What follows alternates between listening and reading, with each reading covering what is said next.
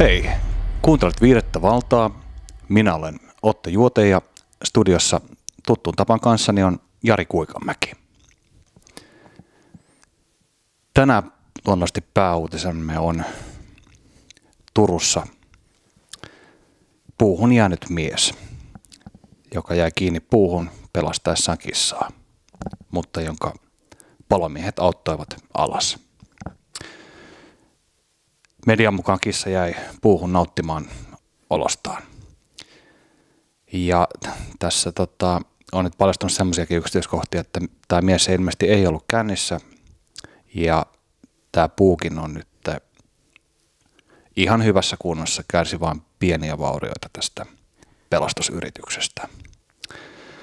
Mutta varmaan kehittyy tämä juttu tässä paljonkin ja media varmasti tätä nyt tiukasti seuraa. Siellä on varmaan palannut Sanomatalossa nyt lomat monelta lumilopiomieheltä ja muulta toimittajalta. Kyllä siis tosiaan, eli miehen jalka juuttui puunhaaraan 4 metrin korkeuteen. Tiedetäänkö me, minkälainen puu tämä oli? Tätä vissiin on spekuloitu, että se on ilmeisesti jonkinlainen salava, mutta tästä nyt ei ole vielä ihan varmaa tietoa. Että paljon on vielä kysymyksiä ilmassa ja epävarmuutta. Mutta mä luulen, että tässä voi ihan rauhallisin mieli odottaa, että ammattilaiset nyt tekee työtään ja tästä varmasti saadaan parempaa tietoa ihan tässä lähipäivinä.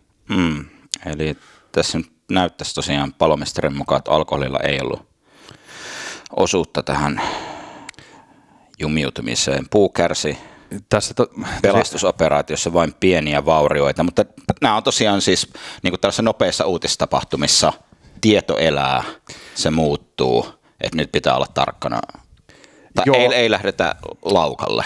Niin, minusta olisi tärkeää niin kuin välttää sellaisen turhien niin kuin huhujen levittelyä. Et yleensä just tämmöiset niin kuin erilaiset salaliitot ja misinformaatio, malinformaatio, ne helposti leviää tämmöisessä informaatioympäristössä. Että ohjaisin ihmisiä tässäkin niin kuin tavallaan luotettavien vastuumedioiden pariin, jotka sitten ihan niin kuin tekevät sitä toimitustyötä ja varmistavat useimmista lähteistä, että mitä siellä on tapahtunut. Ja kissan nimeä sitä ei tiedetä. Tässä siis väitetään, että kissan nimi jäi kysymättä, mutta tämä nyt herättää tietenkin ehkä, itsekin olemme joskus vähän tämmöisiin teorioihin. Niin, siis mikä sitten on tämän miehen ja kissan välinen suhde, että oliko he niinku tuttuja ennestään, oliko tämä joku tämmöinen jossain määrin niin kuin ennalta arvaamaton tapahtuma. Ja sitten se, että minkä takia kissa sinne puuhun meni. Että tätäkään ei ole vielä lähdetty ainakaan julkisesti avaamaan. Tässä toki saattaa olla sellaista tietoa, mitä ei voida julkaista vielä ihan niin kuin turvallisuussyistä. Kyllä, mutta siis media tekee nyt työtään. Yleisöllä on oikeus tietää, mitä yhteiskunnassa tapahtuu. Ja tosiaan niin kuin ehkä neuvoisin kansalaisia tässä kohtaa niin kuin, välttämään sellaista turhaa panikointia tai tosiaan spekulointia ja pitämään jäitä hatussa, että maltti on nyt valttia. Ilmeisesti, että kissatarinan lisäksi nyt tuolla Washingtonissa. Joo, tätähän nyt ei suomalaisia lehtiä lukemalla oikeastaan niin kuin. Tämä on toinen pikkustori, mutta Faucistahan oli myös joku pikku-uutinen tässä. Oliko se eilen vai koskaan? Joo, kongressissa tosiaan NIAIDin entinen johtaja Anthony Fauci on ollut siellä, oli eilen kongressin kuultavana semmoinen 3,5 tunnin kuuleminen liittyen koronapandemian hoitoon, koronaviruksen alkuperään, rokotteisiin muun muassa. Että se on tällainen, siinä on siis molemmista puolueista, republikaaneista ja demokraateista oli sitten edustajia kysymässä Faucilta ja Fauci tosiaan valan alla todisti. Minkä takia Fauci nyt oli ylipäätään missään kuulemisessa? Niin, hänhän on ollut, on nyt eläkkeellä, mutta oli siis NIAIDin johtajana 38 vuotta.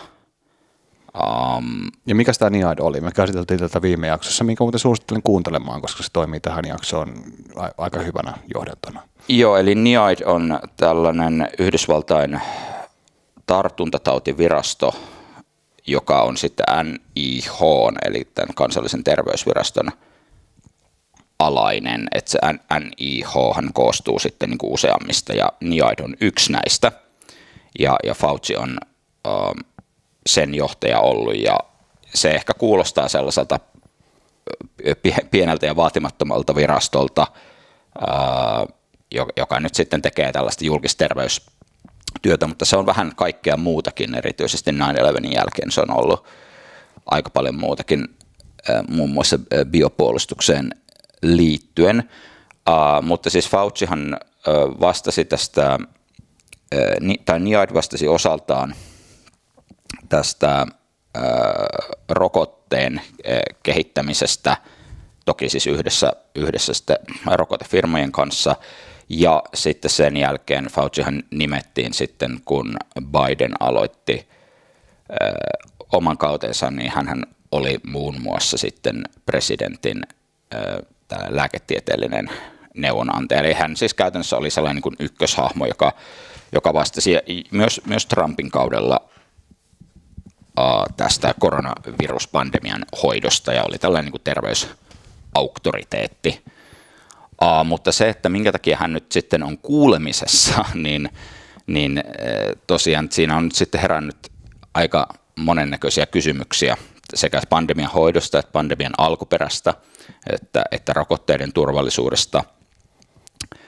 Ja tosiaan viime jaksossa pandemian arkkitehdit, niin siinähän me jo käsiteltiin tai sivuttiin hieman tätä Faucin roolia, eli NIAIDhan siis muun muassa rahoitti EcoHealth Alliance-järjestön kautta, joka on tällainen New Yorkissa päämajaa pitävä NGO-kansalaisjärjestö. Oletko sinäkin lahjoittanut EcoHealthille? Siellä on aika mielenkiintoisia lahjoittajia tai rahoittajia, muun muassa Pentagonia ja muutamia muita, mutta siis niin, EcoHealthin kautta siis NIAID rahoitti Anthony Faucin päätöksellä lepakokoronavirusten gain of function virusmuuntelututkimusta, jossa koronaviruksia syntetisoitiin ja niistä tehtiin vaarallisempia versioita Wuhanin virologian instituutissa. Ja tämä kaikki tapahtui siis aikana, jolloin nimenomaan tällaisen virustutkimuksen liittovaltion rahoitus oli rahoituskiellossa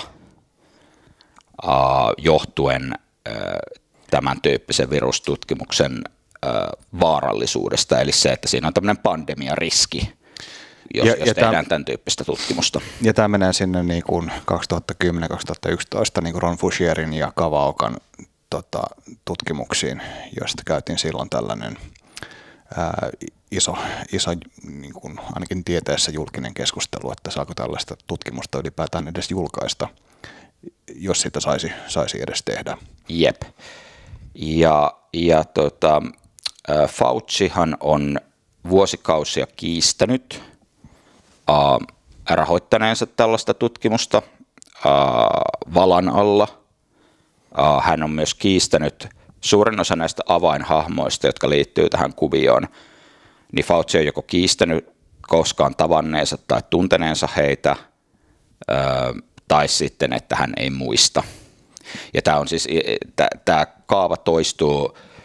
Faucillahan on siis tuohon eiliseen kuulemiseen liittyen, siinähän on sellainen aikaisempi kuuleminen myös, joka ei ollut julkinen, josta on sitten nyt se transkripti on julki. Ne on aika pitkiä sitten, mutta jotkut on jaksaneet sieltä kaivaa niitä lukuja, että montako kertaa Fauci sanoo, että I don't recall, ja se taisi olla joku yli 100 kertaa. Että hän on tässä vuosien varrella, että hän ei ole esimerkiksi Peter Daszakkia, hän ei muista, joka on siis EcoHealthin presidentti tavanneensa. No, siitä on niin valokuvia olemassa, Fauci ja Daszak ja Xi Zhengli. No, hän jotenkin mukaan etäisesti tietää, että tällainen ihminen on olemassa. Eli siis tämä Wuhanin virologia-instituutin tutkija, jonka kanssa häntä siis kutsutaan tällä lepakko-nainen tittelillä lehdistössä, mikä nyt on ehkä vähän tämmöinen typerä titteli, mutta ehkä se nyt on muistettava, joten se on hyvä, koska näitä kiinalaisia nimiä on vähän hankala muistaa, mutta siis hän on, Xi Zhengli on tällainen lepakko-koronavirusten yksi johtavia asiantuntijoita maailmassa ja johtaa tätä kyseistä tutkimusyksikköä sillä Wuhanissa ja julkaisi näitä avainpapereita myös tähän uuteen virukseen liittyen silloin alkuvuodesta 2020. Ja siis tänä vuonna hän kävi ilmi, että Xi Zhengli ja Peter Daszak, niin hehän oli käyneet siis ihan fyysisesti siellä Marylandissa NIAIDin pääkonttorilla 2017, eli Xi Zhengli on käynyt siinä tällaisen turvatarkastuksen tai sen niin kuin security clearance-prosessin läpi, että hänet on niin kuin päästetty sinne tiloihin ja tapasivat Faucia siellä muun muassa ja tämän tyyppisiä kuvioita. Ketäs muita Fauci ei muista tavanneensa tai tietäneensä? Ralph Baric tietenkin, joka on maailman johtava synteettisten koronavirusten tutkija, jonka kanssa Xi Zhengli ja Wuhanin virologia-instituutti teki näitä tutkimuksia, jotka NIAID rahoitti. Muun muassa yksi paperi vuodelta 2015, jonka Fauci muun muassa lähetti yhdelle näistä deputy directoreistaan Hugh Auchinclossille helmikuun alkupuolella, silloin kun siis 2020, silloin kun tämä epidemia oli käynnistymässä Wuhanissa. Ja siinä näkyy siis, mä oon nähnyt se sähköposti, ja siinä on sähköpostin liitteenä on se Baricin ja Zhenglin paperi, ja sitten siinä lukee, että SARS gain of function .pdf. Että mä en tiedä, että liittyisikö tämä nyt mahdollisesti johonkin niin kuin SARS gain of functioniin. Joku salaliittoteoreettikko saattaisi olla sitä mieltä, että liittyy, en tiedä. Mutta eikö tämä niin kuin Faucin kulma aika pitkälti se, että he on tavallaan määritellyt sen gain of functionin sellaisella tavalla, että se ei olekaan niin kuin gain of functionia. Että he on tietyllä tavalla niin kuin muuttaneet sen määritelmän sellaiseksi, että he voivat tehdä sitä ikään kuin sillä aikaisemmalla määritelmällä. Joo, mutta tälle tekniikalle on ihan nimi, eli tämä on valehtelua. Siis, näin voi olla, mutta tämä on varmaan enemmänkin tämmöinen niin kuin legalistinen strategia. Joo, mutta mä en usko, että se ei missään nimessä tule oikeudessa pitämään, että tavallaan se, mitä me tiedetään esimerkiksi kun tässä oli siis 2 näitä grantteja, jotka siis toinen oli niin kuin jatkorahoitus samalle, niin mehän tiedetään esimerkiksi yhdestä tällaista väliaikaraportista, joka lähetettiin NIAIDille 2018, jossa oli tavallaan, että se ei ollut pelkästään, että heillä oli jotain tutkimussuunnitelmia, vaan että Daszak ja Xi Zhengli ja Wuhanin virologia-instituutti, he lähetti näitä väliaikaraportteja sinne NIAIDille tasaisesti, että mitäs me ollaan täällä tehty, mitäs me ollaan syntetisoitu täällä Wuhanissa. Ja sieltä kyllä niin kuin näkyy, ne näyttää ihan niitä tuloksia, että kuinka paljon ollaan nyt vaikka tätä virulenssia lisätty ja näin 10 000 kertaisesti. Että tavallaan, että jos nämä tutkimukset ei ole gain of functionia, niin mikään ei ole gain of functionia. Ja siis nimenomaan, että se on tällaista, niin kuin, että he yrittää, että on joku tämmöinen kapea määritelmä ja lavea määritelmä ja näin. Kaikki täyttä hevon paskaa. Täyttä hevon paskaa. Siis se, että heillä on nimenomaan sellaista tutkimusta, jossa on käytetty erilaisia serial passaging-menetelmiä, on syntetisoitu, on lisätty sinne piikkiproteiiniin furin cleavage-site, joka on siis on ihan tiedetty ominaisuus, joka lisää virulenssia, että tavallaan he sanoo, että joo, no tämä oli tällainen tutkimuksen odottamaton lopputulos. Ei se ollut mikään odottamaton lopputulos, se oli täysin odotettu lopputulos. Se oli just sitä, mitä siinä tutkimuksessa haettiin. Mutta mitä sä niinku itse ajattelet siellä, että onko kyse niinku, kyse on ilmiselvästi tietysti gain of function tutkimuksesta, mutta tavallaan se, että onko kyse siitä, että on haluttu selvittää sitä vaikka viruksen mahdollista niin kuin, tulevaa vaikka evolutiivista niin kuin, kehityslinjaa, niin kuin, esimerkiksi tämmöiset nimet niin kuin predict viittaisi tähän näin, että voitaisiin tehdä tämmöinen argumentti, että kun me teemme tämmöistä tutkimusta, niin me voimme ikään kuin varautua tällaiseen tuleviin luonnossakin mahdollisesti pian tapahtuviin mutaatioihin ja sitä kautta luonnollisiin pandemioihin, kun me tiedämme tämän viruksen nämä mahdolliset evolutiiviset linjat. Vai onko kyse itse asiassa niin kuin laajemmassa mielessä niin bioasetutkimuksesta? Ja mä mietin, että onko tässä, niin kuin sä mainitsit jo noin Penrotto-kirjeet, niin olisiko syytä mennä jopa niin kuin sen verran taaksepäin sinne 9/11 ja mikä se Faucin rooli oli siellä? Joo, eli sä mainitsit tuossa Predictin, tuosta tuli heti niin pari pointtia. Eli siis Predict-ohjelmahan oli, siis se on USAIDin, joka on sitten tällainen niin kehitysapujärjestö, niin USAIDin rahoittama viruskeräysohjelma, jossa muun muassa näitä lepakkokoronaviruksia kerättiin ympäri Kiinaa ja ylipäänsä. Oli siinä muitakin, siinä on Laosia ja muuta sitä lähialuetta, niin niitä kerättiin siis vuosien ajan Wuhaniin, jossa sattumalta on maailmassa tiettävästi suuri lepakkokoronaviruskokoelma Wuhanin virologia-instituutissa. Ja tosiaan siinä ei 1500 kilometrin säteellä asu niitä lepakoita. Ja tämä oli siis tämä USAIDin rahoittama Predict-ohjelma, niin siinähän oli siis sama Peter Daszak ja Xi Zhengli.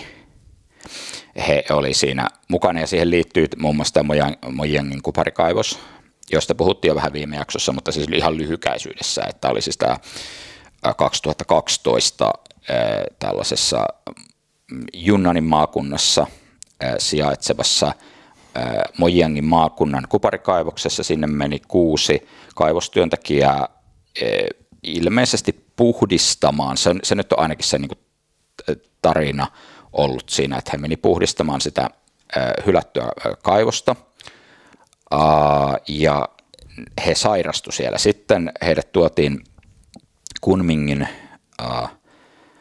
lääketieteelliseen yliopistoon, joka on siis Yunnanin provinssin pääkaupunki, ja heillä todettiin SARS-oireita siellä. Heitä hoidettiin tällaisilla antiviraalisilla lääkkeillä, ja näistä 6 kaivostyöntekijästä 3 kuoli SARS-oireisiin 2012, eli 50% kuolleisuus.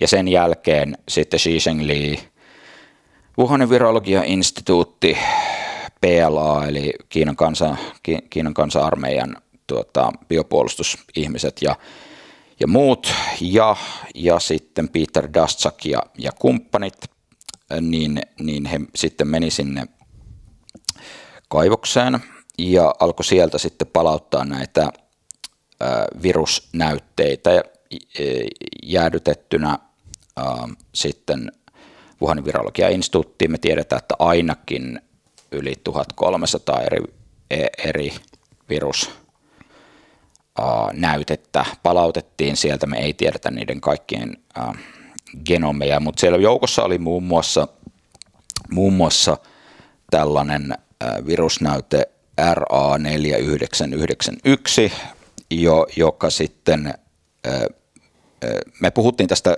viime jaksossa aika paljon, joten mä en lähde sitä koko tarinaa siinä tässä nyt kuunnelkaa viime jakso siihen liittyen, mutta tämä on siis se sama virus, RATG13, joka sitten helmikuussa 2020 julkaistussa Xi Zhenglin tekemässä Naturessa julkaistussa vertaisarvioidussa artikkelissa todettiin, että tämä on lähin tunnettu, väitetysti lähin tunnettu tämän uuden viruksen sukulaisvirus, 96% geneettinen samankaltaisuus. Eli siitä niin kuin pääteltiin se, että jostain sieltä se nyt on sitten lähtöisin tämä uusikin virus. Ja siinä paperissa on kaikennäköistä outoa, jotka me käytiin jo viime jaksossa läpi, mitä kaikkea sinne jätettiin sanomatta, muun muassa siitä Forinin leikkauspisteestä ja muusta. Mutta sitten siis tuosta predictin logiikasta, eli se, että onko tässä, mikä tämän tyyppisen tutkimuksen tarkoitus on, että voidaanko sillä ennustaa ja näin, niin se on vähän sellainen, että se on ihan kaunis tarina. Se on vähän niin kuin, että haluaisi, jos ajatellaan tällaisia niin kuin pandemiariskejä, niin se on vähän niin kuin haluaisi sytkärin kanssa katsoa, että onko siellä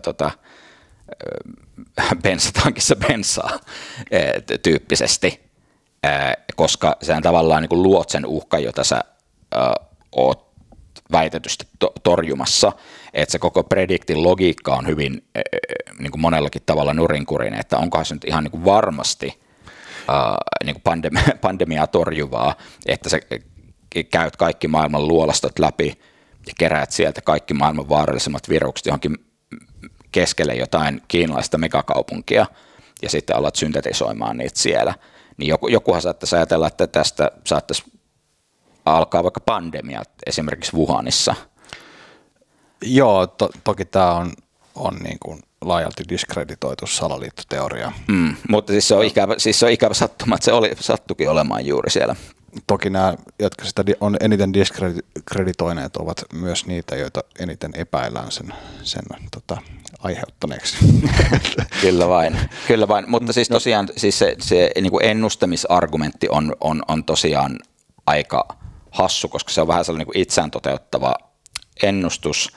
Ja tosiaan Pernarutto-kirje tuossa jo mainitsit, sehän on kiistattomasti, jos katsotaan NIAIDin historiaa, Anthony Faucia, niin se mitä tapahtui silloin 2001, eli siinä tapahtui VTC-iskut, Pentagoniin iskettiin, VTC-torneihin iskettiin, ja sitten sen jälkeen pari viikkoa sen jälkeen alkoi sitten nämä Pernarutto-kirjeiskut, ja sitten siitä meni taas pari viikkoa, sitten tuli Patriot Act säädettiin, ja sitten samalla tietenkin näitä muun muassa biopuolustukseen liittyviä terrorismin vastaisia sun muita niin kuin sääntelyitä purettiin, budjettia lisättiin, Faucin terrorismin vastainen budjetti nousi vuodessa. Se oli ollut yli 50 miljoonaa, se nousi johonkin, mä en nyt muista tarkkaa summaa, se oli jossain siinä, olisiko se oli jotain 1,5 miljardin luokkaa, sitten tehtiin seuraavana vuonna. Ja sitten sen jälkeen, jos katsotaan koko se 9/11 jälkeinen aika, siinä oli tietenkin Project BioShield Act, oli 2004, joka vaikutti sitten myös muun muassa rokotekehitykseen ja sen tyyppisiin, mutta se on sellainen koko luokkaa 50 miljardia dollaria. Ja Anthony Fauci NIAIDin johtajana itse asiassa oli ikään kuin tällainen tsaari tässä koko kuviossa. Ja hän hallitsee valtavia kehitysrahapudjetteja. Että jos sä teet jotain vähänkin tähän liittyvää virustutkimusta Yhdysvalloissa tai jopa kansainvälisestikin ja näin, niin tavallaan joku Anthony Fauci on vähän sellainen tyyppi, jonka kanssa sun on vähän pakko olla väleissä, jos sä haluat, että sun laboratoriota ei niin kuin suljeta tutkimusapurahan puutteeseen. Tai että se on vähän sellainen, niin kuin, että eihän sun ole pakko tietenkään sitä rahaa ottaa, että voi tässä ilmankin olla. Että niin kuin esimerkiksi tämä Proximal Originin kirjoittaja Christian Andersen, joka sai sitten, Proximal Originhän oli siis tämä Faucinkin innoittama tieteellinen artikkeli, jossa todettiin. Muun muassa Naturessa ja Sciencessa 2 varmaan maailman arvostetuinta Joo, siis se oli tällainen niin correspondence, että muistaakseni se ei mennyt siis vertaisarvioinnin läpi, että se oli correspondence, mutta se ei olisi varmaan kyllä mennyt mistään vertaisarvioinnista läpi, jos se ei, koska se on ihan hevon paskaa, mutta siis siinä siis Christian Andersen oli yksi niistä kirjoittajista, ja hänhän oli siis, nythän me tiedetään, kun siinä oli 5 kirjoittajaa yhteensä, nythän me tiedetään heidän yksityiset kirjeenvaihtonsa siihen samaan aikaan, kun he kirjoittivat tätä Proximal Originia, ja he ajattelivat, että se on laboratoriosta hyvin todennäköisesti. Muun muassa Andersen itse niin kuin sanoi, että hän ei ymmärrä, että tämä nimenomaan näyttää äärimmäisen todennäköiseltä, tämä laboratorioskenaario ja nimenomaan tämä Furinin leikkauspiste ja muut, ja heillähän oli tällainen muun muassa tällainen Slack-ryhmä, jonka nimi oli Project Wuhan Engineering. Mutta mitähän siellä suunniteltiin? Niin, mutta siis mitä olinkaan sanomassa, niin siis, hyviä meemejä lähettelevät toisilleen. Kyllä, siellä on ollut varmasti hyvät meemit. Mitä olinkaan sanomassa, niin se, että sen jälkeen sitten, kun tämä Proximal Origin oli julkaistu, niin sitten Fauci NIAID antoi tällaisen lähes $9 miljoonan tutkimusapurahan, jonka sitten niin Andersenin tiimille. Että nämä on tällaisia niin kivoja, että eihän sun ole pakko sitä niin 9 miljoonaa ottaa, voi tässä ilmankin olla. Mutta että kyllä tässä on vähän sellainen, tokihan on, niin kaikkihan ovat kiistäneet, että tässä olisi ollut tällainen quid pro quo, mutta eikö se suostaan loukkaavaa vihjailla tuollaisella edessä, arvostettuja tutkijoita? Kyllä vain. Mutta niin, mitä olinkaan sanomassa, niin tämä Andresen, niin nythän tuossa kävi ilmi nyt tyyliin viikko sitten, että NIAIDissahan oli sitten kierretty näitä Freedom of Information Acteja, että siinä oli tällainen toinen Faucin deputy, joka sitten oli, hän ei ollut yhtä fiksu kuin Fauci, että Fauci ei laita asioita sillä tavalla paperille kaikkea, mutta niin hän oli käyttänyt just esimerkiksi tästä Andersenista sellaista. Eikö siellä ollut S korvattu dollarin merkillä? Dollarin merkillä. Mun mielestä se on siinä on tiettyä symboliikkaa. Eli sähköposteissa siis tällaista tahallista väärinkirjoittamista nimistä. Muun muassa EcoHealthin nimi oli myös kirjoitettu tahallaan väärin. Ja eikö tämän tarkoitus ole nimenomaan se, että jos tehdään tämmöinen Freedom of Information requesti, eli koska Yhdysvalloissa on lainsäädäntö, mikä velvoittaa luovuttamaan medialle julkisten tahojen käymään viestien vaihtoa. Joo, se on niin kuin vähän samantyyppinen kun meillä on julkisuuslaki. Tosin saattaa olla, että Jenkeissä toimii vähän paremmin, koska siis Suomessahan niillä tietopyynnöillä voi vaan pyyhkiä persettä ja siitä ei ole mitään rangaistusta, että tavallaan meillä on ihan niin kuin sillä tavalla. Tai me emme ole niin kehittynyt oikeusvaltio kuin Yhdysvallat on. Joo, siis tämä on ihan hauska yksityiskohta, että sehän on siis tosiaan näin niin kuin tietopyynnöillä perseilyä niin kuin viranomaisille Suomessa, niin sehän on kielletty, mutta sitä ei ole säädetty rangaistavaksi. Mutta he ainakin puhuu tosi vakavalla ja syvällä äänellä virkavastuusta. Joo, tätä virkavastuuta. Se on virkavastuu. Kyllä siis siinä ääni värisee, kun ne puhuu siitä virkavastuusta. Ettekö te ymmärrä, että me teemme tätä virkavastuulla? Ja sitten jos kysyy jotain oleellista dokumenttia, niin se on aina sisäistä valmistelua ja sen takia sitä ei tarvitse luovuttaa. Paitsi nyt sitten oikeuden päätöksellä ehkä joskus vuosien päästä, mutta se ei ole varmaan sitten enää ongelma, koska siellä on asianomaiset eläkkeellä ja haudan levossa. Joo, mutta siis tosiaan, eli se idea on just se, että kun niitä kirjoitetaan väärin, niin sitten se FOIA-tietopyyntö palauttaa tyhjää, koska siinä on niin kuin se voi targetoida sitä ikään kuin oikeaa viestiä. Koska oletusarvo on se, että jos sä haluat vaikka Faucin viestin, niin silloin se on Faucin sähköpostiosoite, mutta jos siinä on lyöty jotain erikoismerkkejä väliin, niin silloinhan toimittaja ei tiedä, mikä on ikään kuin se sisäinen koodisto, millä viestitään sen järjestelmän sisällä. Joo, ja siis tämähän on ihan kirjaimellinen salaliitto, eli tämä on ihan niin kuin conspiracy, että koska se osoittaa intentiota kiertää lakia, että ei ole mikään vahinko, sitä ei voi selittää mitenkään parhain päin. Ja meillähän on David Morens, oli siis tämä yksi näistä Faucin deputistä, joka oli vallan alla nyt todistamassa tästä, ja nyt hän on ilmeisesti menossa nyt sitten bussi alle tässä, kuten ilmeisesti ehkä muutama muukin, ja Morens oli siis nimenomaan käyttänyt muun muassa näitä tekniikoita omissa sähköposteissaan, ja sitten hän oli muun muassa todistanut valan alla, että Fauci on liian fiksu laittaakseen asioita paperille, ja että hän kommunikoi Faucin kanssa yksityissähköpostilla, joka muuten sekin on kiellettyä. Fauci kiisti jyrkästi eilen, hän sanoi, että ei tiedä mistä Morens puhuu, että ei osaa yhtään sanoa, mistä tässä on kyse. Sitten siellä on muitakin tällaisia Morensin viestejä, joissa just käy ilmi, että hän tietää, miten saada sähköpostit katoamaan ja tällaiset smoking gunit katoamaan, ja että on niin kuin viitteitä siitä, että sähköposteja on tuhottu, ja kaikkihan tämä nyt näyttäisi jälleen kerran olevan, siis täytyy muistaa, että valan alla valehtelu, perjury, on rikos Yhdysvalloissa, samoin tällaiset tavallaan se rikosten peittely tällä tavalla, tämä niin kuin on tällaista ihan selkeästi salaliittomaista käytäntöä, liittovaltiovarojen väärinkäyttö, se, että kierretään näitä regulaatioita, kaikki tämä on rikos, eli tässä on kaikki ainekset nyt sille, että rikostutkinta alkaisi, että jos nyt olisi, niin kuin, että syyttäjä voisi vaikka sepalus auki aloittaa nyt tämän jutun, ja ei välttämättä Faucia vastaan vielä, mutta se, että jos katsotaan ekohelttiä tai sitten näitä deputeita, jotka on nyt tavallaan, jota nyt Faucikin on laittamassa bussin alle, niin että jos minä olisin syyttäjä, niin sieltä olisi tosi helppo aloittaa. Mutta tässä on siis montakin niin kuin kiinnostavaa kulmaa, jolla niin kuin lähestyä tätä.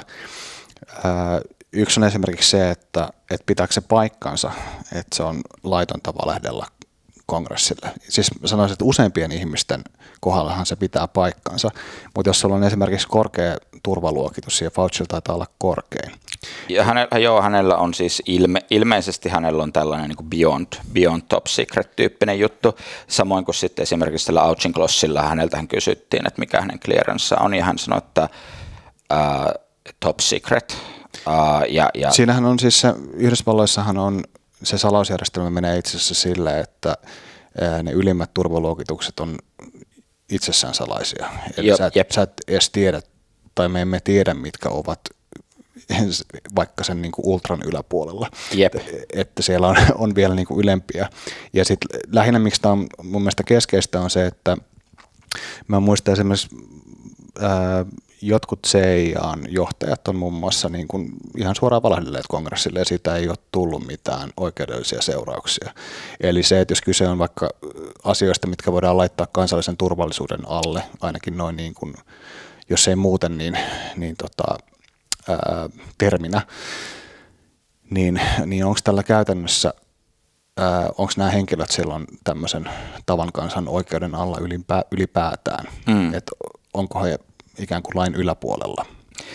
Joo, siis tästähän nähtiin siis hyvä, sen kuuluisa esimerkki oli tämä Snowdenin tapaus, ja tämähän oli Edward Snowden, siis kun hän teki tämän NSA:n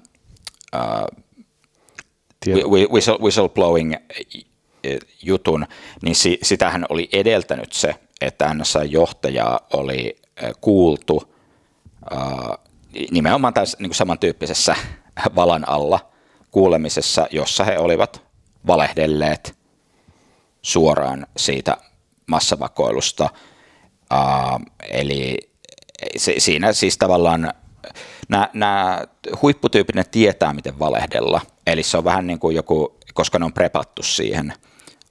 Vähän niin kuin Bill Clinton sanoi, että I did not have sexual relations with that woman, jolla viitattiin, muistaakseni, olisiko se ollut Texasin osavaltion määritelmään siitä, mitä sexual relations pitää sisällään, joka tässä tapauksessa ei pitänyt sisällään niin kuin oraaliseksiä. Jep. Joo, siis niin kuin tämän tyyppisiä. Tätä nähtiin, siis mä kuuntelin sen tarkalla korvalla sen Faucin kuulemisen eilen, ja Fauci käytti näitä samoja tekniikoita, että jos tietää mitä niin kuin tietää mitä etsiä, niin sen voi lukea siitä hänen vastauksestaan, että kun häneltä kysyttiin, että esimerkiksi, että oliko sinulla näitä tapaamisia CIAn kanssa silloin pandemian käynnistyessä liittyen koronaviruksen alkuperään, niin sitten Fauci antoi tällaisia vastauksia, että ei ollut tapaamista CIAn rakennuksessa tyyppisesti. Eli tavallaan, että jos AO on semmoinen, että osaa niin kuin semmoinen kissapuussa toimittajan AO. Niin, että tavallaan, että osaa pureskella purukumia ja polkupyörää yhtä aikaa ja näin, niin tavallaan tuosta niin kuin näkee sen, että mitä Fauci tuossa oikeastaan tekee. Ja toi on siis, mutta siis osa noista, ja toihan saattaa olla vielä laillista, mutta sitten tosiaan, että osa noista Faucin vastauksista on ihan selkeästi niin kuin perjury, eli että hän ihan suoraan valehtelee.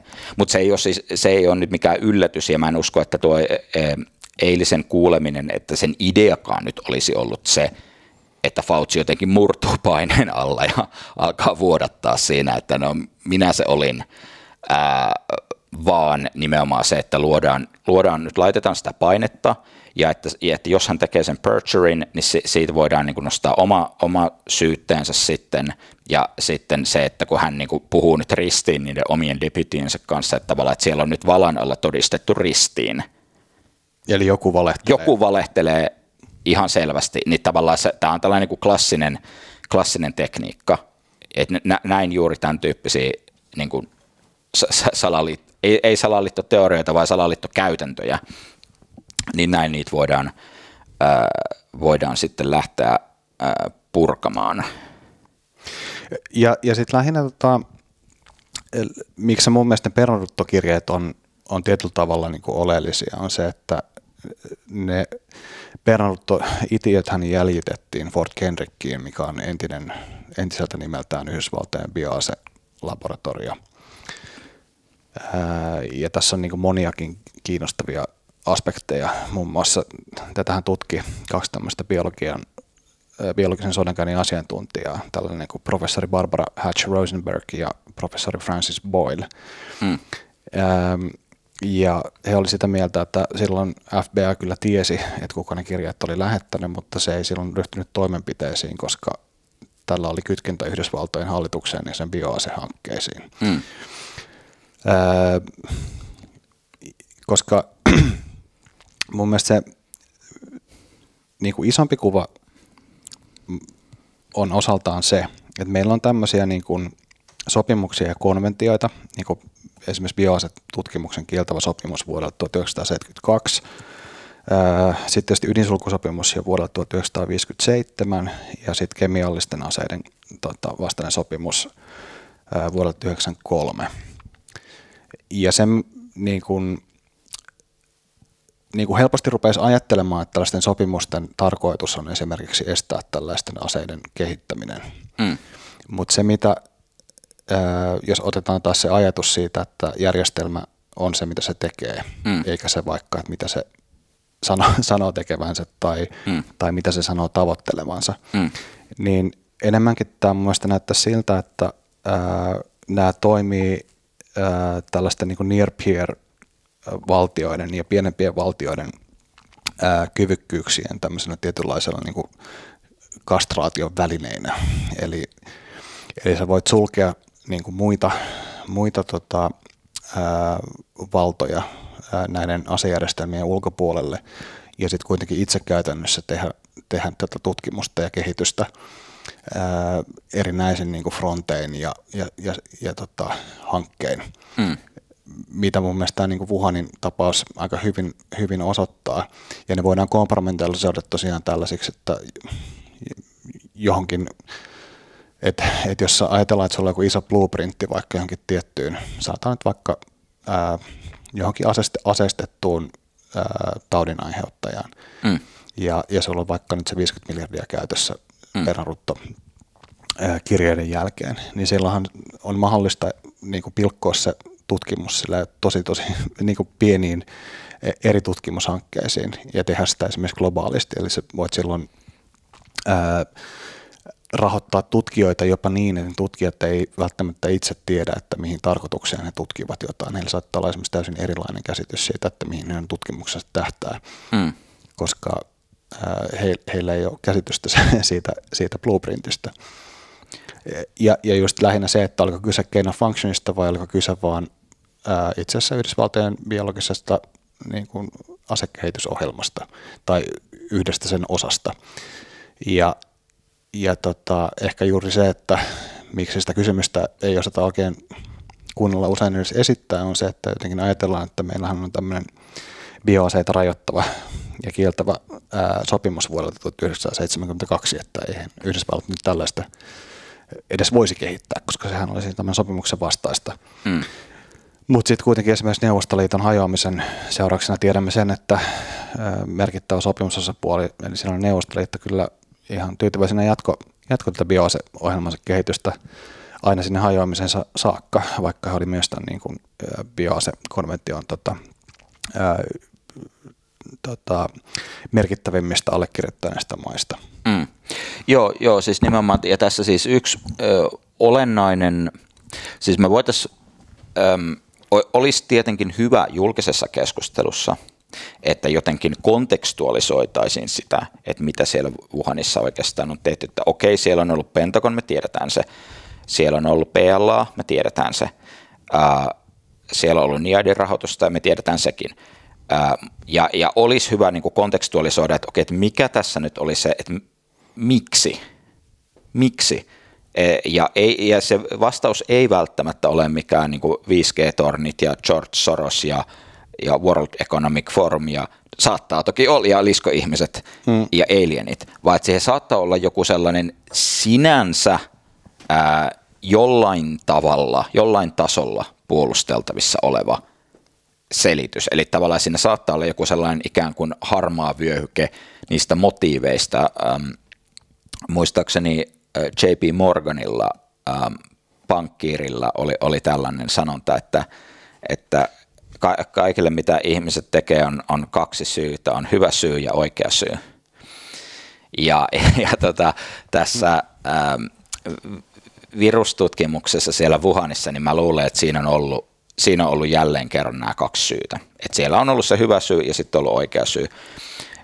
Ja ihmiset ei välttämättä aina itsekään tiedä niistä omista motiiveista, että kumpi se on, että kertoo tavallaan itselleen sen tarinan siitä hyvästä syystä, että tässä nyt pidämme vapaata maailmaa turvassa viruksilta. Ja sitten se oikea syy saattaa olla just se, että kyllähän me saadaan tästä tosi paljon rahaa myös tai jotain tämän tyyppistä, mutta kun se raha tulee sisään, niin silloin kukaan ei kysele niin kuin liikaa, se ei katso liikaa sen niin lahjahevosen suuhun, mutta siis jos mennään sekä niin kuin kaksoskäyttötutkimukseen, että ylipäänsä, jos katsotaan sitten viruksia nimenomaan ihan niin kuin erityisenä biologisen sodankäynnin muotona, niin esimerkiksi se niin kuin bioasekonvention kannalta tämän tyyppiset, niin kuin tämä PREDICT-ohjelma, niin se on tosi hankala rajaveto, koska monet myös biologisessa sodankäynnissä käytettävät patogeenit ovat luonnollisia patogeeneja, tai ne on niin kuin derivoitu, tai ne on johdettu luonnollisista patogeeneista. Ja vaikkapa se pernarutto itsessään, sehän on, niin kuin, että se on luonnollinen taudin aiheuttaja, siitä voidaan tehdä weaponisoituja muotoja, mutta sitten samalla tavalla, jos ajatellaan sitten vaikka pandemiapotentiaaliviruksia, tietyn tyyppisiä SARS-viruksia vaikkapa, että jos niillä nyt sattuisi luontaisesti olemaan vaikka sellainen furiinin leikkauspiste, jos joku löytäisi jostain luolasta tällaisen etsittyään kaikki maailman luolat läpi, tällaisen luonnollisen taudin aiheuttajan, niin tavallaan se, että sä oot rahoittanut sellaisen tutkimuksen, että sä oot käynyt kaikki maailman luolat läpi ja etsinyt sieltä ja sekvenssoinut kaikki virukset, niin onko tämä tiedettä, onko tämä tieteellistä tutkimusta vai onko tämä bioasekehitystä? Mitä eroa? Mitä eroa? Siis se, että, ja sitten kun tajuaa sen, että ei ole mitään eroa, ne on sama asia. Ralph Baric esimerkiksi sanoi tämän saman asian 2007 yhdessä paperissa, ja siis hän totesi ihan suoraan, Barichan itse myös, siis tai synteettisten koronavirusten huippututkija, jota Anthony Fauci ei muista tavanneensa, mutta jonka Anthony Fauci kyllä tapasi toimistossaan. Mutta hänhän on semmoinen sympaattinen jo eläkkeellä oleva vanhempi herrasmies, että ehkä hän ei nyt muista kaikkia tapaamiaan ihmisiä, Joo. joilla hän on antanut ehkä 10 miljoonaa toisinaan. Joo, se on tietenkin mahdollista. Niin Barrickhan totesi tämän omissa tutkimuspapereissaan jo niin kuin hyvin varhaisessa vaiheessa, että nimenomaan, että biologista sodankäyntiä ovat myös ne tietyt luontaiset taudin aiheutteet. Ja sitten sama juttu. Tai sehän on oikeastaan biologisen sodankäynnin historia on se, niin. Että vaikka amputaan katapultilla vihollislinnoitukseen vaikka ruttoon sairastuneiden ruumiita tai ruumiin kappaleita. Jep. Ja sitten sama juttu on tietenkin näissä, että jos ajatellaan jotain tällaista niin kuin ennakoivaa rokotetutkimusta, että esimerkiksi, no otetaanpas nyt joku koronavariantti ja syntetisoidaan, se laitetaan siihen joku piikkiproteiini vaihdetaan tai jotain muuta ja katsotaan, että yritetään ikään kuin ennakoida, että no voisiko tämä olla pahempi virus. No sähän olet itse just luonut sen pahemman viruksen siinä ennakoidessasi. Ei ole olemassa mitään sellaista eroa. Et mun mielestä tämmöisellä niin kuin, jonkinlaisella tämmöisellä word cell-autisteilla on niin kuin ongelmia tästä tavalla, että ne ei niin kuin,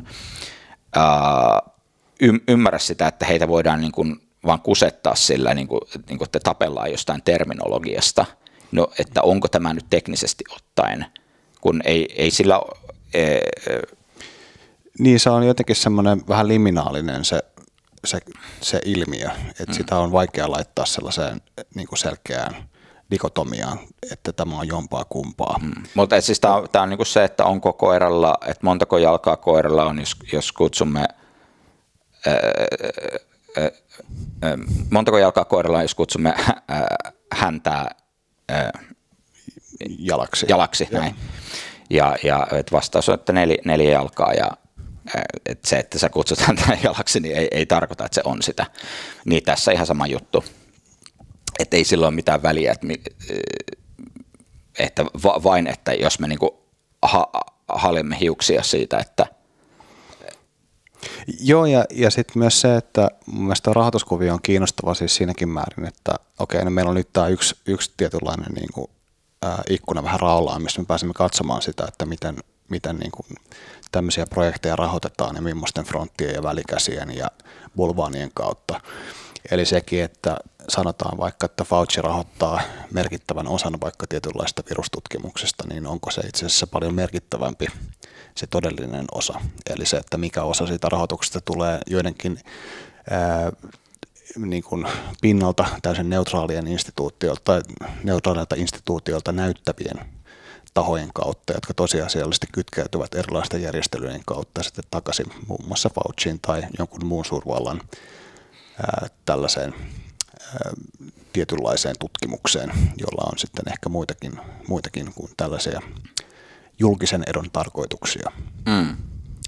Joo, totta kai, että me ollaan aikaisemmin puhuttu näistä tällaista ihan perus tällaista operatiivisista konsepteista, tällaista frontti, etujärjestöt, bulvaanit, kompartmentalisointi, uskottava kiistettävyys ja niin edelleen. Ja esimerkiksi EcoHealthin suhteen nyt on niin kuin paljonkin kysymyksiä, että mikä EcoHealth oikeastaan on. Että jos katsotaan... Se kuulostaa siltä, että siinä on jotain niin kuin ekologista ja terveyttä ja varmaan jotain parantavaa.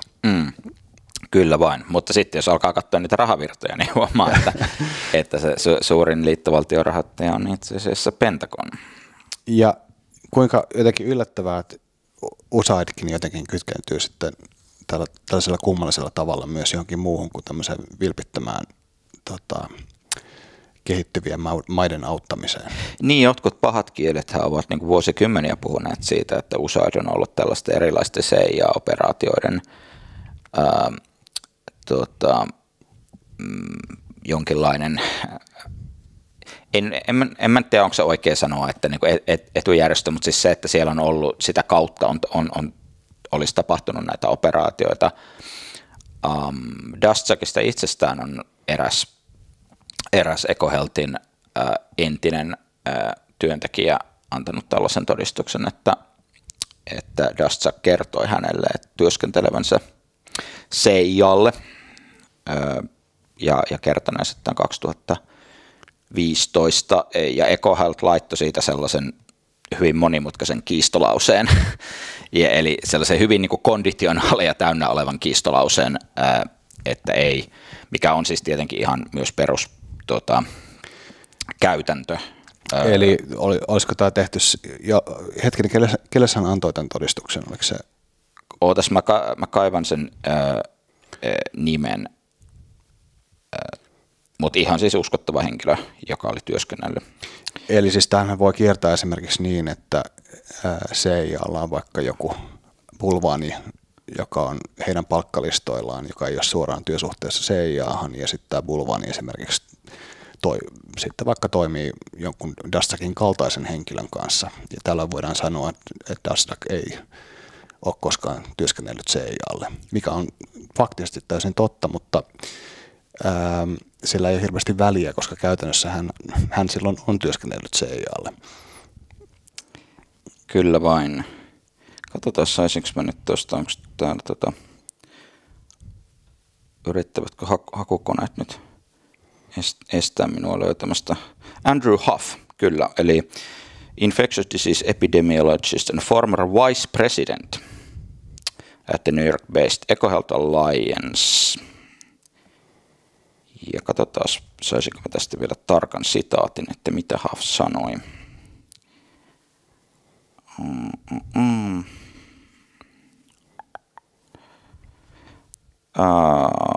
Eli tässä on ainakin tällainen uutisartikkeli toteaa, että Mr. Huff said EcoHealth Alliance President Peter Daszak worked secretly with the CIA from 2015 to provide information his organization gathered in its international activities, including at the Wuhan Institute of Virology. Eli tässä on tällainen kai sinänsä ihan uskottava. Toki tämä nyt on edelleen hearsaytä. Joo. Mä mietin vaan, että tähän varmaan osaltaan selittäisi myös sitä, niin kuin, että minkä takia Yhdysvaltain eri turvallisuuspalvelut ja turvallisuusviranomaiset ovat olleet vähän eri mieltä siitä viruksen alkuperästä. Tästä on ollut isoakin kiistaa.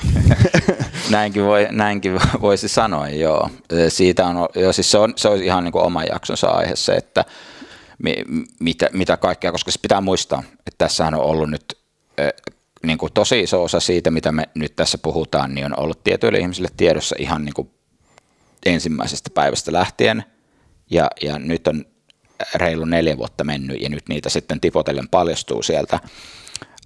Mutta joo, siis esimerkiksi Yhdysvaltain ulkoministeriön oma analyysi jo keväällä 2020 arveli todennäköisenä viruksen alkuperänä Wuhanin virologian instituuttia, ja samaan aikaan Yhdysvaltain ulkoministeriön muun muassa tällainen kuin Global Engagement Center, GEC, jolla on yhteys siis se on siis, muistaakseni se on ulkoministeriön alainen, mutta että sillä on yhteyksiä sitten, niin kuin se on tällainen eri agencyjen välinen järjestö, ja sehän sitten laittoi nopeasti ulos tällaista tietoa siitä helmikuussa 2020, että tämä on tällainen vaarallinen Venäjän Kremlin disinformaatiokampanja, että virus olisi peräisin jostain tämmöisestä Wuhanin virologian instituutista. Eli siis se, että tässä puhutaan nyt ulkoministeriöstä, mutta toki nämä rajat on vähän häilyviä siellä tiedustelumaailmassa. Mutta siis tässä tilanne oli se, että heidän oma analyysi sanoi, että todennäköisesti on sieltä, ja sitten ulospäin sanottiin, että tämä on vaarallinen Kremlin salaliittoteoria. Eli ihan tällainen niin kuin perussetti niin sanotusti. Selvästi se oli jollekin vaarallinen. Ja tätähän sitten painettiin lehtiin hyvinkin arvovaltaisilla tahoilla. Ja sitten tosiaan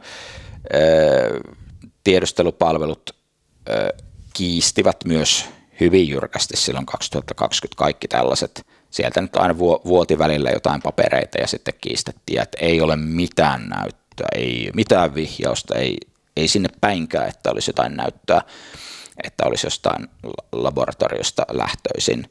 Ja nämä on taas tällaisia, että näihin ei koskaan tule sitä jatkojuttua, ei tule sitä jatkokysymystä, että hei, palataanpas nyt siihen, mitä te sanoitte silloin keväällä 2020, että minkä takia te sanoitte näin, kun tiesitte itsekin, että ei se ole näin, vaan että siinä vaan tulee aina sellainen niin kuin muistinmenetys sen suhteen. Nythän tietyt liittovaltion virastot, FBI muun muassa ja Yhdysvaltain energiaministeriö, joka vastaa itse asiassa näistä, että heillä on ehkä niin kuin paras.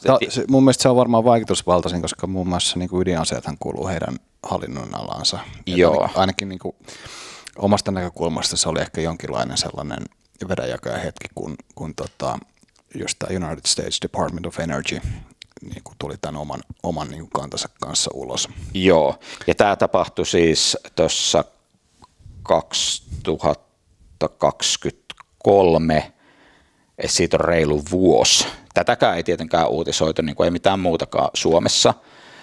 Suomessahan ilmeisesti yksikään viranomainen ei esimerkiksi ole missään vaiheessa ollut kiinnostunut tutkimaan esimerkiksi viruksen alkuperää. Mutta siis joo, se on siis tällainen Z-Division, joka siis perustettiin, olisiko se ollut 60-luvun lopulla nimenomaan tähän, se oli siis ydinaseiden leviämistä valvova tällainen huippusalainen tutkimusyksikkö, niin he päättelivät, että, ja heillä on siis se on classified, mutta että heillä on tällainen raportti, jossa tiedemiehet toteavat tästä Z-divisioonasta, että pandemia todennäköisesti alkoi laboratoriovuodosta Wuhanissa Kiinassa. Ja sitten siinä hyvin pian sen jälkeen Christopher Wray, FBI-johtaja, totesi saman. Tätäkään ei ole tietääkseni koskaan uutisoitu Suomessa, mikä on mun mielestä vaikuttavaa. Toisaalta se kissa puussa. Kissa on puussa, tai siis me ei tiedetä, onko se enää siellä puussa nautiskelemassa. Ja mikä sen kissan nimi on. Ja miten se tunsi tämän pelastajan, vai tunsiko se sitä ollenkaan? Niin, ja oliko se sitten jalava puu vai mikä puu se oli. Koska kuitenkin meillähän tässä nyt on semmoinen 10 000 plus kuollutta suomalaista, miljoonia sairastuneita, miljardeja vahinkoja, kansalaisoikeuksia rajoitettu. Yrityksiä mennyt konkurssiin. Niin joku voisi väittää, itse en lähde väittämään, mutta että joku voisi väittää, että tämä olisi ehkä sillä tavalla niin kuin yhteiskunnallisesti merkittävämpää kuin se kissa puussa. Mutta se kissa on siellä puussa. Se on siellä ehkä just nyt.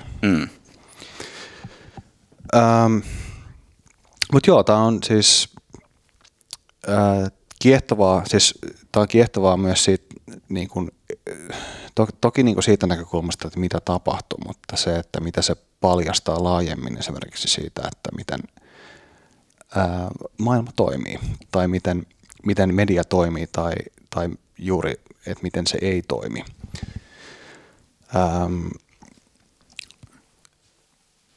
Että se on oikeastaan niin mielipuolinen oikeastaan ehkä aika lähellä sitä. Mä en tiedä, voiko sitä edes niin ihan täysin kuvata, mutta se, että miten se on tavallaan mahdollista, että tuommoinen informaatio-operaatio menee läpi noin sukkana. Että ainoastaan se, että jos se niin väärä signaali menee läpi, mutta sitten, että kukaan ei ole kiinnostunut. Että luulisin, että siellä nyt olisi joku yksittäinen kesätoimittaja, joka vahingossa tekisi jonkun jutun. Että onko se jotain, niin kuin, onkohan siellä joku niin kuin krapula siitä, että mitä he ovat uutisoineet ja kirjoittaneet ja kehen he ovat luottaneet ja mitkä ovat olleet heidän lähteitään. Että olisiko se jotenkin niin kuin kivuliasta uudelleenkäsittelyä, jos tavallaan tämä tarina muuttuisikin. Vai onko siellä vielä, että siellä vielä hiotaan sitä, että nyt on paljastunut tämmöinen valtava skuuppi ja kukaan ei voinut arvata, että tämä olikin tällä tavalla. Mutta nyt kaikki tietävät. Luottakaa mediaan. Joo, se voi olla vähän, se voi olla sille, joka sen ensimmäisenä sen jutun sinne kirjoittaa, niin se voi olla hankala sille, että mistä aloittaisimme, että hyvät lukijat viimeisen 4 vuoden ajan. We fucked up. Joo, mutta siis tässä on nyt se, että tähän nyt on joka tapauksessa edessä. Niin, että se laastari pitäisi jonkun repästä pois, mutta ehkä me yritämme sitä tässä vähän niin kuin hivutella reunoista irti, että se ei tulisi niin kovana järkytyksenä. Kiinnostavaa tässä on mun mielestä myös se, niin kuin ne mediastrategiat, mitä käytettiin. Eli sellainen tarkoituksellinen monimutkaistaminen. Eli luodaan niin monimutkainen tarina osin keinotekoisesti, että sen seuraaminen muuttuu mahdottomaksi. Eli yksinkertaisesti sitä ei oikein voi muodostaa enää selkeää narratiivia, koska siellä on ikään kuin liikaa tekijöitä ja liikaa liikkuvia osia. Ja sitten myös se, että mä veikkaan, että tosin tarkoituksellisesti luotiin sellaisia niin kuin täysin niin kuin skitsoja salaliittoteorioita. Ja se, mitä sen niin kuin viestintä oli hyvin pitkälti, oli se, että yritettiin kumota sellaisia niin kuin salaliittoteorioita, joita kukaan ei ollut esittänyt, tai jota oli esittänyt joku kaikista syvimmän päädyn niin kuin epävakaa yksilö. Eli se, että jos se sun niin kuin viestintä on sitä, että sä kumoot jotain niin kuin 5G-injektiopiikki, mikrosirurokotus, salaliittoa, niin silloinhan sun ei tarvitse kumota sitä oikeaa salaliittoa, se minkä kumoaminen on aika vaikeaa. Eli silloin siinä sun viestinnässä sä voit koko ajan niin kuin mennä siihen, että ei ne 5G-tornit nyt aiheuta tätä. Taas poltettiin joku 5G-masto jostain. Kylläpäs ihmiset on tyhmiä. He uskoo tämmöiseen koronasalaliittoon. Ja se mahdollistaa sen, että siinä luodaan ikään kuin vaikutelma, että tämä salaliittoteoriakeskusteluhan on ollut koko ajan käynnissä. Että jatkuvastihan mediassa on puhuttu tästä näin, että miten niin, että ei pidä paikkaansa, etteikö media tätä tutkisi tai selvittäisi. Mutta joo, mulla on tässä niinku vuosien varalta, mulla on niinku kaikki kuitit tallessa, että siinä vaiheessa, kun media alkaa sitä, koska siellä on ollut siis Suomen mediassakin ollut just sellaisia, niinku, se on aina ollut, siis niinku pahimmat on just sellaiset, että ne on jossain sellaisessa niinku masennus- ja mielenterveysosiossa, niinku että voi olla tällainen, että uskot, että se on sieltä laboratoriosta, että se on ollut ihan sellaista niinku neuvostoliittotason niinku, että tämä nyt on selkeä merkki jostain tällaisesta. Saada päätäsi, että ongelma ei ole todellisuudessa. Joo, että tavallaan mä odotan sitä, että kun media aloittaa sen ja tulemme kyllä lyömään vastapalloa aika kovaa. Että. No he ovat kyllä sen ansainneet, toki osa heistä on varmaan vain tomppeleita, toki ehkä he ansaitsevat sen vielä sitten enemmän, koska he ovat sen niin suurella itseluottamuksella tehneet. Mutta joo, siis jäädään odottamaan toi Fauci-juttu, että lähtisikö sieltä nyt sitten ihan oikeasti ensimmäiset rikostutkinnat käyntiin. Se olisi nyt toki niin kuin hyvin korkea aika. EcoHealthin rahoitushan nyt on katkaistu ja se on laitettu siihen debarment-prosessiin, eli että he ei enää voisi. Eikö se peräti viime vuonna sen niin kuin nyt katkaisseet? He toki sai niin kuin pandemian alusta asti rahaa, olisiko ollut vuoteen 2023 asti ainakin. Joo, siis nehän. Joo, itse asiassa vähän enemmän kuin aikaisemmin. Se taisi olla jopa tänä vuonna, kun ne katkaisivat. Okay, siis kun Trumphan yritti katkaista sitä silloin keväällä 2020 ja sitten muun muassa 77 Nobel-voittajaa kirjoitti tällaisen avoimen kirjeen NIH:n johtajalle, jossa tieteeseen vedoten pyydettiin, että nyt Peter Daszakkia ja EcoHealthia vastaan hyökätään ja että nyt tiedettä pitää puolustaa ja rahoitusta lisää EcoHealthille. Oliko hän allekirjoittaneet saaneet minkään järjestelyn kautta esimerkiksi rahoitusta joidenkin näiden systeemien kautta? Niin, mä en oikeastaan, tässä mä luulen, että he vaan niin kuin menivät. Eivät siis välttämättä nyt, vaan joskus historiallisesti. Niin, mä luulen, että Nobel-voittajat meni tässä nyt vaan niin sanotusti retkuun. Joo, siis ne Dastsakin valheet, niistähän voisi kirjoittaa niin kuin oman kirjansa. Se mies on niin kuin kiehtova siinä niin kuin patologisuudessaan, että tavallaan, että hän niin kuin valehtelee ihan mistä tahansa ja tavallaan silleen niin kuin doesn't miss a beat, niin sanotusti. Mutta mikä sun mielestä, mikä se on se kuvio, että minkä takia sitä tutkimusta tehtiin Kiinassa? Eikö niin tämmöinen realpolitik järki sanoisi, että Kiina on Yhdysvaltojen merkittävin tämmöinen niin peer-kilpailija? No siis pari syytä. Siis yksi syy, minkä takia sitä tehtiin Kiinassa, oli siis myös se, että koska kiinalaiset teki sitä Kiinassa, että eihän kaikki ole Yhdysvalloista kiinni. Kiinallahan on valtava intressi tähän asiaan monistakin syistä, ihan sieltä. Koska niitä viruksia esiintyy siellä. Niin, siis se, että jos mietitään SARS-lepäkokoronaviruksia, SARS-1 ja vastaavia, niin nimenomaan sehän on se luontainen, ne hotspot-alueethan on Kiinassa, Kiinan lähellä, ja että se on ollut valtava kysymys heille ihan jopa ne luonnolliset pandemiat ja niiden torjuminen, ja sehän oli myös se syy, että minkä takia esimerkiksi tämä, tai ainakin se rationaliteetti, että minkä takia tämä BSL-4 se rakennuspäätös tehtiin, niin sehän tehtiin nimenomaan silloin ensimmäisen SARS-epidemian aikana. Kiinan tiedeakatemia teki sen päätöksen. Eli tässä on ollut se tilanne, että Kiina joka tapauksessa tekee tällaista tutkimusta ja ne myös haluaa siinä tietotaidossa ja muussa päästä, oli se sitten ihan sitä tavallista tiedettä tai sitten sitä toista, sitä niin kuin biosodankäyntiin liittyvää, niin tai näin. Niin Kiina haluaa näissä päästä ikään kuin pysyä Yhdysvaltojen mukana. Yhdysvallathan on ollut, jos katsotaan ihan niin kuin tutkimusmäärärahoja, teknologiaa, tutkijoiden määrää, laboratorioiden määrää tai oikeastaan mitä tahansa mittaria, niin 9/11 jälkeen Yhdysvallathan on ollut se ehdoton ykkönen ylipäänsä tässä biotutkimuksessa ja varmaan sitten siinä niin kuin biopuolustus- ja bioasepuolessa myös. Ja Kiina on yrittänyt omalta osaltaan ikään kuin kilpailla siinä. Ja sitten se, että minkä takia Yhdysvallat sitten on lähtenyt Kiinaan sitä yhteistyötä tekemään, niin tavallaan, jos ajatellaan jälleen kerran sitä, että kenellä on vaikka pääsy näihin patogeeneihin. Otetaan nyt esimerkiksi vaikka se Mojangin kuparikaivos. Se ei ole ihan mikä tahansa paikka, siis täytyy muistaa, että sitähän siis asemiehet vartioi sitä paikkaa. Mä tiedän, mulla on kyllä niin kuin koordinaatit siihen paikkaan ja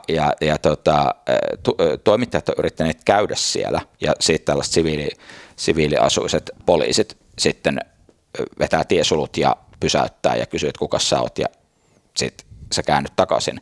Eli joku tällainen paikka, niin kuin tämä Mojangin kaivos, niin sehän on lähestulkoon tällainen niin kuin sotilassalaisuus. Se on asset. Että jos se on niin kuin sekä uhka että mahdollisuus niin kuin samalla kertaa. Ja ne on Kiinassa, esimerkiksi tämän tyyppiset paikat, niin ei Yhdysvalloilla ole sinne mitään muuta pääsyä kuin jonkinlainen yhteistyö, oli se sitten motiivi mikä tahansa, kuinka ristiriitainen motiivi tahansa. Että jos Yhdysvallat haluaa ymmärtää, että mitä siellä on löydetty, mitä ne uudet virukset on, mihin tässä nyt pitäisi varautua, saada pääsyä näihin genomitietoihin tai muihin, niin ei heillä ole mitään muuta vaihtoehtoa kuin työskennellä Kiinassa tavalla tai toisella. Ja tässä tapauksessa se on ollut nyt sitten esimerkiksi Peter Daszsakin kautta, USAID-ohjelman kautta ja niin edelleen. Ja se on ollut vähän tällainen... Mutta missä määrin tämä on ollut siis koordinointia niin Kiinan ja Yhdysvaltojen niin välillä ja missä määrin se on ollut ikään kuin vaikka frontti tietynlaiselle teollisuusvakoilulle, joka on ehkä toiminut molempiin suuntiin, missä Kiina on vakoillut esimerkiksi niin kuin laboratoriotekniikkaa ja siihen liittyvää tietoa ja Yhdysvallat taas yrittänyt saada niitä tavallaan patogeeneja vaikka viruksen perimään. Nyt ollaan niin kuin hyvin avainkysymysten äärellä ja siis varmaan vastaus riippuu siitä, että keneltä kysyt. Että se on ihan niin kuin riippuu, että mistä kulmasta sitä katsoo. Että ihan varmasti se on, siis siinä on teknologiasiirtoa, pitää muistaa, että nämä on dual use research of concern on se niin kuin juttu, ja että siinä ei oikein pysty erottamaan sitä. Pitää tietenkin muistaa, että se geopoliittinen asetelma oli täysin erilainen, tai se esimerkiksi vaikka Yhdysvaltain suhtautuminen Kiinaan, jos mennään vaikka sinne 2010-luvun alkuun, niin se koko ilmapiiri oli täysin erilainen. Että tavallaan joku sellainen asia, joka on silloin näyttänyt ehkä, että no, tämähän on hyvää tällaista kansainvälistä tieteen yhteistyötä, niin sitten nyt taas niin kuin tämän päivän vinkkelistä, niin se näyttää sitten, että tämähän on ihan hullua, että mitä siellä juoniteltiin. Mutta että tämä niin kuin, geopolitiikka myös niin kuin muuttuu ja että siinä on varmaan niin kuin hyvin ristiriitaisia motiiveja. Niin, ja se Yhdysvallathan on kuitenkin, taisi Kiina on ollut Yhdysvaltojen läheinen liittolainen, koska kylmän sodan aikanahan oli tärkeää se, että Kiina oli Yhdysvaltojen rinnalla Neuvostoliittoa vastaan. Tai ainakin, että Kiina ei ollut Neuvostoliiton puolella. Ja tätähän selittää hyvin pitkälti tämä Nixonin sellainen niin kuin avaus Kiinaan ja lähentyminen ja kaupan avaaminen. Että se, että missä määrin Yhdysvallat on vaikka halunnut aidosti nyt jotain niin kuin liberaalia maailmankauppaa versus se, että missä määrin he on katsonut, että se on heidän geopoliittinen intressinsä saada Kiina niin kuin ainakin jossain määrin lähemmäksi itseään, koska muuten se on jonkun toisen syleilyssä. Mutta joo, siis tämä on se niin kuin lyhyt vastaus siihen, että mitä he siellä teki.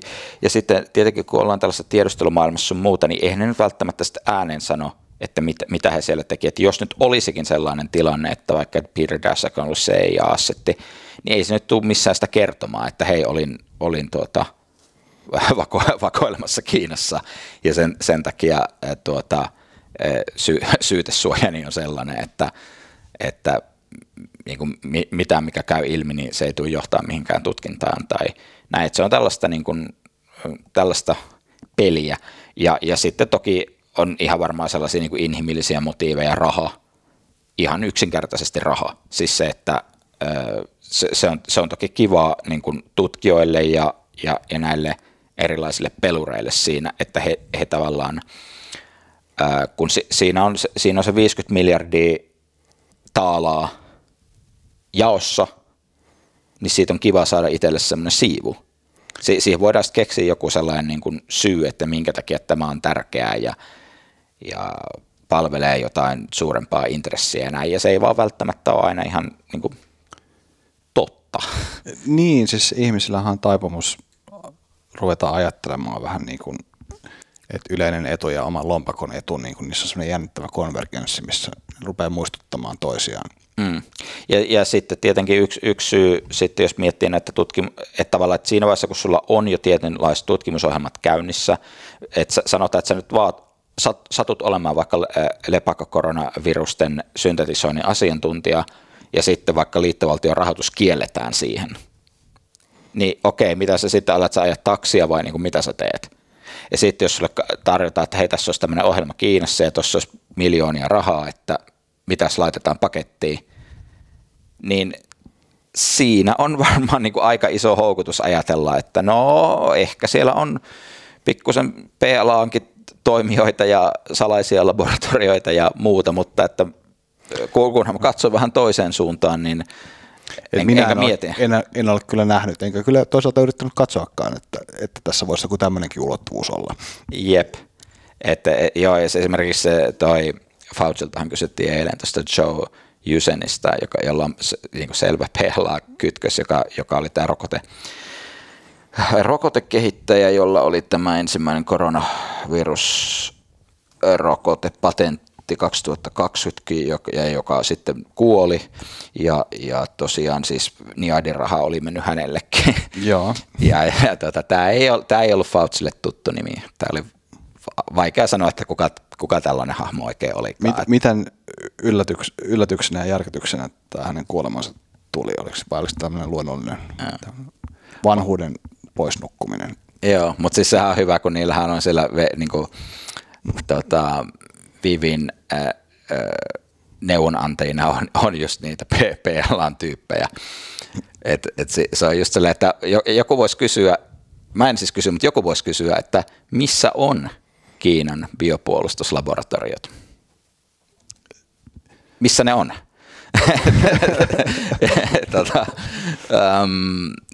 Ja sitten kun ymmärtää, että mikä on vastaus tähän kysymykseen, niin sitten ymmärtää paljon muutakin, muun muassa Wuhanin virologia-instituutista ja mikä se oikeastaan on ja siitä koko kuviosta. Mutta niin siis tosiaan sellaiselle niin kuin tavalliselle puhtaalla omalla tunnolla toimivalle tutkijalle, niin mitään näitä kysymyksiä ei kannata kysyä, koska niistä tulee vain niin ikävä niin paha mieli, ja sitten pitää ehkä luopua niistä miljoonarahoituksista. Niin, ja just se niin kuin sinänsä tärkeä tutkimus, niin sen tekeminen hankaloittuu. Että kun se on kuitenkin tärkeästä perustieteestä ja perustutkimuksesta. Pitäisikö meidän puhua vielä Trumpista? Niin, laitetaanko, pitäisikö laittaa tämä jakso jopa pakettiin ja sitten vaan laittaa seuraavan jakson sitten? Voimme tehdä myös näin. Niin, tuosta Trumpin 34 rikoksesta, eli tosiaan ensimmäinen Yhdysvaltain presidentti 234 vuoteen, joka on tehnyt rikoksen, ja ei vain mitä tahansa rikosta, vaan 34 rikosta. Kuuntele seuraava 5. valta, jossa jatkamme tästä tämän rötösherran käsittelyä. Ja jos et ole vielä tilannut, niin muista tilata kanava. Ja olette lähettäneet meille melkoisesti palautetta. Kiitos siitä. Luemme kyllä kaikki. Emme välttämättä ehdi kaikkiin aina valitettavasti vastaamaan. Joo, ja jäämme odottamaan, että saisiko media nyt sitten jatkojuttua tästä puussa olevasta kissasta, tai sitten jos ei siitä, että saisiko ensimmäisen jutun esimerkiksi tästä Anthony Faucista. Joo, mitähän se kissa pärjää nyt siellä puussa? Onkohan se vielä nautiskelemassa siellä? Mitähän se nautiskelee? Näiden kysymysten ääreen. 5. valta kiittää ja seuraavaan kertaan.